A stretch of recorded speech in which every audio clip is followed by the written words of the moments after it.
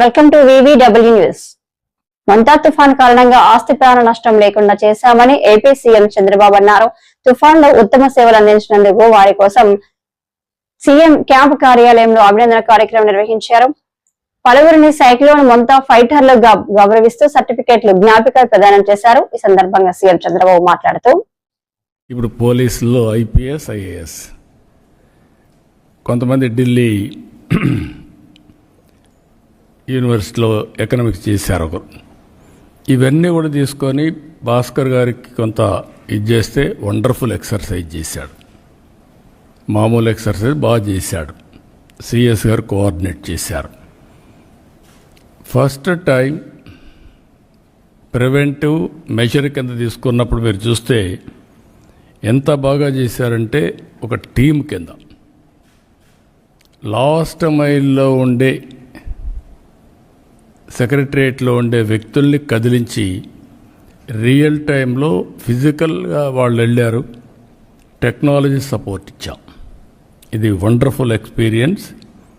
ఈరోజు ఇక్కడ మీరు చూస్తే ఒక 5 పాయింట్ ఫార్ములాతో ఈ తుఫాన్ ఎదుర్కోవడానికి ముందుకు పోయాం.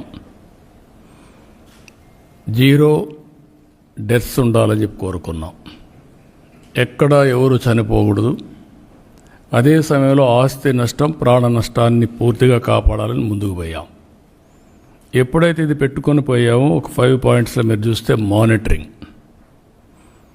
Alert mechanism, rescue operations, rehabilitation, normalcy, ఈ 5 ప్రిన్సిపల్స్ పెట్టుకొని వెళ్ళాం. తుఫాన్ని వచ్చినప్పటి నుంచి ట్రాకింగ్ మొదలుపెట్టాం. ఐఎండి మిగిలినటన్నీ ట్రాక్ చేసాం. చేసిన తర్వాత ఉండే ఎక్యురసీలో ఇంకా పర్ఫెక్షన్ రావాలి. దానికోసం ప్రయత్నం చేస్తున్నాం. ఉండే ఎక్యురసీతో ఎక్కడికక్కడ రియల్ టైం మనం డెవలప్ చేసిన అవేర్. ఒక ఎగ్జాంపుల్ మాత్రం రెయిన్ఫాల్ అవర్లీ, ఏ రెయిన్ గేజెస్లో ఎంత రెయిన్ పడిందో చూసుకొని అక్కడి నుంచి ఫ్లడ్ మేనేజ్మెంట్ మొదలుపెట్టాం. రిజర్వాయర్స్ కానీ, విలేజెస్ కానీ, చెరువులు కానీ, మొత్తం వాటర్ బాడీస్ అన్నీ తీసుకొని చేశాం. ఇప్పటి వరకు మీరు చూస్తే ఒక 2 చనిపోయారు. ఒకరిద్దరు వేరే కారణాల వల్ల దీంట్లో రికార్డ్ అయ్యారు. ఏదైనా కూడా అతిపెద్ద తుఫాన్ వీలైనంత మందిని కాపాడగలిగాం. ఒక సాటిస్ఫాక్షన్. ఇంకొక పక్కన మీరు ఒకసారి చూస్తే ఆస్తి నష్టం కూడా ఎప్పుడైతే హెవీ రెయిన్ పడినప్పుడు ముందుగానే ఇది చేశాం. అక్కడి నుంచి వీలైనంత వరకు కాపాడాం. మామూలుగా కాకినాడ దగ్గర క్రాస్ అవుతుందంటే అందరం కాకినాడ దగ్గరనే వాచ్ చేస్తాం. ఈసారి కాకినాడ దగ్గర క్రాస్ అయినా రెయిన్ ఎక్కడెక్కడ పడుతుంది, ఎట్లా ట్రావెల్ అవుతుంది, క్లౌడ్స్ ఏ విధంగా వస్తాయి, అవన్నీ అనలైజ్ చేసుకొని హైయెస్ట్ రెయిన్ఫాల్ కావల్లో పడింది. కావల్లో ఫ్లడ్ మేనేజ్మెంట్ స్టార్ట్ చేశాం. దెన్ ఒంగోలుకు వచ్చింది. పరచూరు ఈ ఏరియా చూసుకుంటూ వరుసగా మచిలీపట్నం నుంచి అంతర్వేది నుంచి మొత్తం కోస్టల్ క్రాస్ అయ్యే పరిస్థితి వచ్చింది. అక్కడ విండ్ వెలాసిటీ తగ్గింది, కానీ క్లౌడ్ అంతా కూడా రీకూప్ అయింది. దీనివల్ల హెవీ క్లౌడ్స్ ఫార్మ్ చేసుకుంటూ ఇక్కడ క్రాస్ అయింది. ఇక్కడ పెద్దగా అంటే క్రాస్ అయింది, రెయిన్ తక్కువ ఉంది, విండ్ ఉంది. కానీ నిన్న తెలంగాణకి వెళ్ళి వరంగల్లో 42 సెంటీమీటర్స్ రెయిన్ఫాల్ పడింది. అది మళ్ళీ ఛత్తీస్గఢ్ ఆ ఏరియాకి పోయి అక్కడ కూడా హెవీ రెయిన్స్ పడే పరిస్థితి, ఒరిస్సా అంతా పడే పరిస్థితికి వచ్చాయి. దీనివల్ల మనకు చాలా వరకు ప్రివెంట్ చేయగలిగాం. రెండో పక్కన మీరు చూస్తే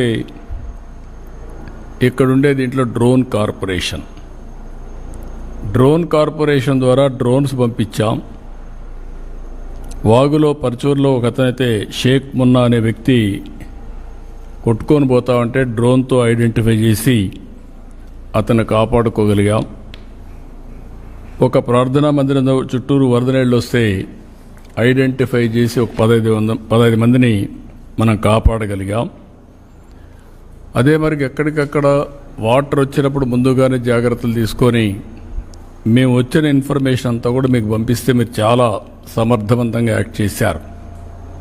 నేను చాలా సైక్లోన్లు చూశాను, కానీ ఫస్ట్ టైం నా జీవితంలో యంత్రాంగం టెక్నాలజీ ఇంటిగ్రేట్ అయ్యి లాస్ట్ మైల్లో సమర్థవంతంగా మనం హ్యాండిల్ చేయగలిగాం. ఒక గ్రామంలో ఉండే వ్యక్తికి టెక్నాలజీ కానీ లేకపోతే తుఫాను కానీ ఎట్లొస్తుంది ఎప్పుడు వస్తుంది తెలియని పరిస్థితి నుంచి మన లాస్ట్ మైల్లో ఉండే మన ప్రభుత్వ ఉద్యోగి వీళ్ళంతా కూడా పర్ఫెక్ట్గా దీన్ని హ్యాండిల్ చేసే పరిస్థితికి వచ్చారు. దీనివల్ల ఒక మాటలో చెప్పాలంటే పెను ప్రమాదం తప్పింది. ఇది ఒక ప్రూఫ్ ఆఫ్ కాన్సెప్ట్ మాత్రం. ఇంకొక పక్క మీరు ఒకసారి చూస్తే దీనికోసం 602 డ్రోన్స్ పెట్టుకున్నాం. ప్రిపేర్డ్నెస్ పర్ఫెక్ట్గా చేశాం. ఎక్కడైనా సరే స్టాండర్డ్స్ SOP పెట్టుకొని వీలైనంతవరకు ఎంతవరకు ఇవన్నీ కాపాడగలుగుతామో